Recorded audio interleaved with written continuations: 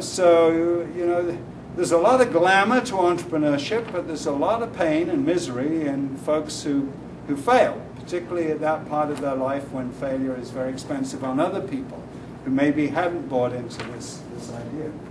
Partnerships are another area to look at. Partnerships obviously can be suppliers, and they can be people who have marketing relationships with the customers you want, but your product doesn't compete with that. Maybe you can form an alliance to reduce costs, to increase ramp. Maybe it can include the customer as a partner. I think this is a massively ignored area. But a lot of big companies have pressing problems that they can't easily address themselves. And if you've got a solution to what is a huge pressing problem for them, they may give you your initial orders, which is the same as getting initial startup money. So, here's some resources. I emailed them to Carrie, and I think somebody's doing a blog, so they should find their way to their website.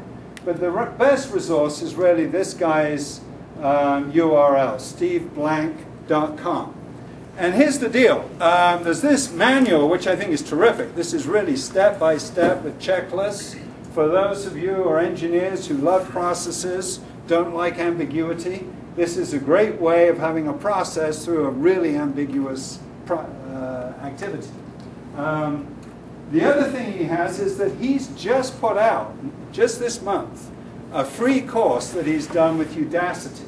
Now, Udacity is a spin-off from Stanford, where they're putting courses that were taught at Stanford, they're putting them online. Typically, they're not long lectures, they're 5 or 10-minute videos, followed by a quick quiz or a quick question or a quick assignment. And mostly, he wants you to develop your business idea as you take the course. So you can take that course for no fee. That's what I think is amazing. I'm going to take the course because I want to see how that's done. And I always learn from it. On his website, you'll find that course and how to enroll in it. You'll find this book, which I think is a great resource. And you can also find all his presentations. Just work through one of them, and it gives you, much better than I can, a kind of a roadmap of how to test drive your business model before you seek investments. Now, when you seek investments from, let's say down the road, you're going to the Boise Angel Fund, and you're seeking $100,000, let's say, of investment. What's going to be their mindset? Well, that shouldn't be where your seed money comes from to begin with, because that money should really be for a business that's been verified, that has customers, but now needs money to ramp. And you can't get enough money from your existing business to do that ramp.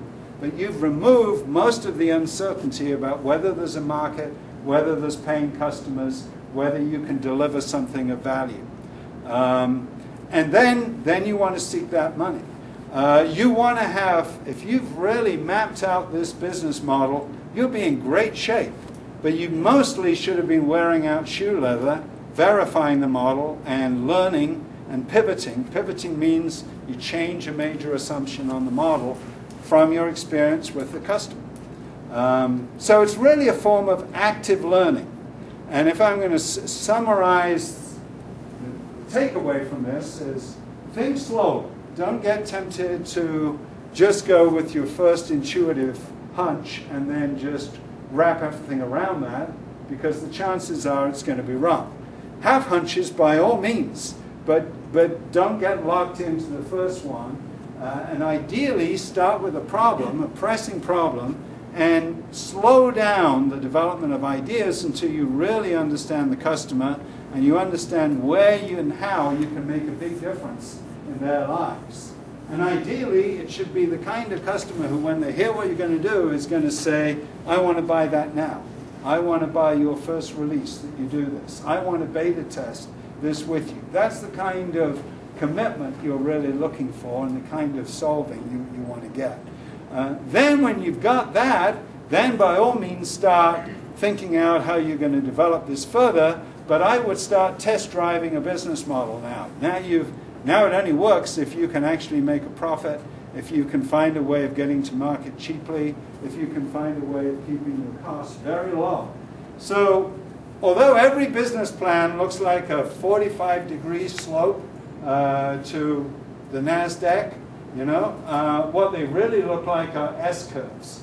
So typically the early stage is a long, fat, slow beginning where you're learning what customers want and you're adapting what you do to what they want. And the best thing is to try and do that as cheaply as you possibly can. If you've raised a lot of money and then you have a flat S-curve, you've got a lot of frustrated investors. You know? So you want to try and do that S-curve on your own dime, do it as cheaply as you can. Then when you've verified it and you're ready to ramp, that's when it's really useful to bring in angel investors and other people with money. So that would be my 2 cents. You've got some wonderful people working with you on this program. So I'm really looking forward to it. I should say a couple of words about the Boise Angel Alliance and what we can bring. We had a vote on Tuesday night whether to make an investment in this fund and whether we thought we wanted to spend time and effort on it. And the vote was, I think, 1 against, everyone else in favor. I don't know why the 1 was against. And that was probably because Steve spoke up on it. But we had 2 funds, and initially it was the new fund, the Treasure Valley Angel Fund, that proposed it. But the Boise Angel Fund, there's still a little money left. They said, we'd like to do this too. And Tony Hauser volunteered to be a mentor. Tony is a wild man. He's a serial entrepreneur, lots of good ideas, lots of contacts. He'll tear your business plan apart, but that's useful. You know, that's actually useful. And he's got a lot of contacts. Between the 2 of us, we can access all the other members of the Alliance. So when you work out where your problem area is, if you want to know who's an expert in that area, we may be able to help you. If it's in software, or if it's in food, or if it's in, you know, one of the industries our members have had experience in. And then when you get much further down the pike and you're really ready to raise money, we can tell you what they look for.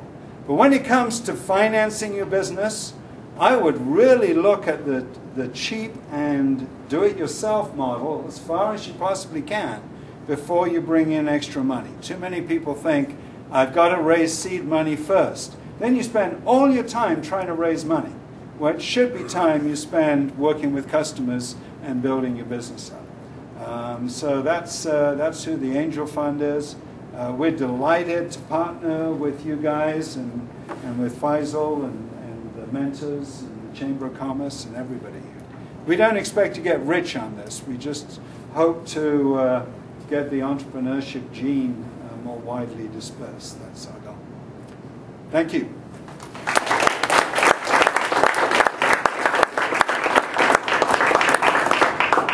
So I have a question. Yeah.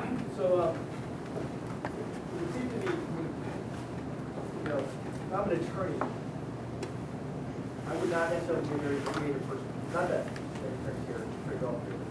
But how do I become the Steve Hodges, right? How do I come up with good ideas all the time? You know, it seems to be, is that something that you can train your brain? Is it something that you could, I mean, how does it develop? Okay. At that point where you're doing that? You know, actually, Steve's just left, and he's a modest guy, so he probably wouldn't. But I saw how he actually did it, and he did it first in the way designers do, with really cheap prototypes to begin with. And many of them were wrong. He had one early idea. He was control electronics. So he started off with a wonderful background that he knew control electronics when nearly all the other devices were expensive mechanical devices. Okay, so the whole world's his oyster. But he knows control electronics. He doesn't know anything else. And he starts off by looking at Honeywell and saying, well, these damn controllers that control air conditioning and heating, they're very expensive and they're old technology. And I can do a better, cheaper one with a little microprocessor, and it'll save a lot of money. And he built one of those. He got Elmer's to run it, you know, the breakfast people. And after 7 months, it was a big hit.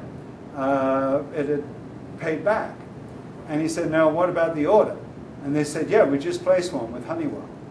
So he learned something fantastic. You know, to that customer, they weren't about to take a risk with a startup in